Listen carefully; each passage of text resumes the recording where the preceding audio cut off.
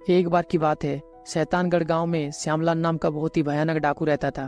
पूरे गांव वालों के दिमाग में एक बात बैठ गई थी कि इसे मारना तो दूर, नजर उठाकर देखने का साहस भी नहीं कर सकते। एक दिन अचानक सुबह सुबह सभी गांव वासियों को खबर मिलती है कि श्यामलाल की मृत्यु हो गई है। सभी गांव के लोग श्यामलाल के शव को देखकर आश्चर्यचकित हो गए कि ये कैसे हुआ। वैद्य को बुलाया गया, तब पता चला कि श्यामलाल की मृत्यु सांप के काटने से हुई है। उसके पूरे शरीर में सांप का जहर फैल गया और उसी के कारण उसका निधन हो गया। उसी समय वहाँ एक बुजुर्ग ज्योतिष आया और दावा करने लगा कि श्यामलाल की मृत्यु सांप के काटने से नहीं हुई है। वह ज्योतिष कहने लगा कि मैं कल रात को श्यामलाल के साथ था और मेरी आंखों के सामने श्यामलाल की मृत्यु हुई है, तो मैं इस बात को दावे से कह सकता हूँ कि उसे सांप ने नहीं काटा है। तब सभी लोग उससे कहते हैं कि ज्योतिषी जी, आप हमें सच बताइए, श्यामलाल की मृत्यु कैसे हुई। ज्योतिषी ने कहा, 1 महीने पहले श्यामलाल मेरे पास आया था क्योंकि उसे जानना था कि वह कितने साल तक जीवित रहेगा। तब मैंने मजाक में उसे कहा था कि 1 महीने बाद बराबर रात के 12 बजे एक जहरीला सांप तुम्हें काटेगा और तुम्हारी मृत्यु हो जाएगी। 1 महीने के बाद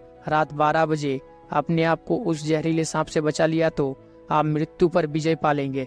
करीबन महीने भर वह बेचैन रहा। वह हर दिन सांप के बारे में सोचने लगा। हर पल हर क्षण उस जहरीले सांप के बारे में ही विचार करता था कि मैं उससे कैसे बच सकता हूँ, उस दिन कहाँ छुप सकता हूँ जहाँ सांप मेरे आसपास भी नहीं मंडराए। कल रात को जब घड़ी निकट आ गई तो श्यामलाल ने मुझे उसकी रक्षा के लिए उसके पास ही रहने का निवेदन किया और जब 12 बजने के लिए 1 मिनट ही बाकी था तो श्यामलाल की धड़कन तेज होने लगी।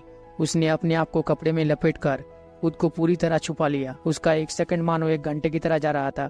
जैसे ही रात के 12 बजे तो मैंने एक नुकीली सुई उसे चुभा दी। उस समय श्यामलाल जोर से चीख उठा जैसे उसे सच में सांप ने काट लिया हो और वह उसी डर के कारण उसका निधन हो गया।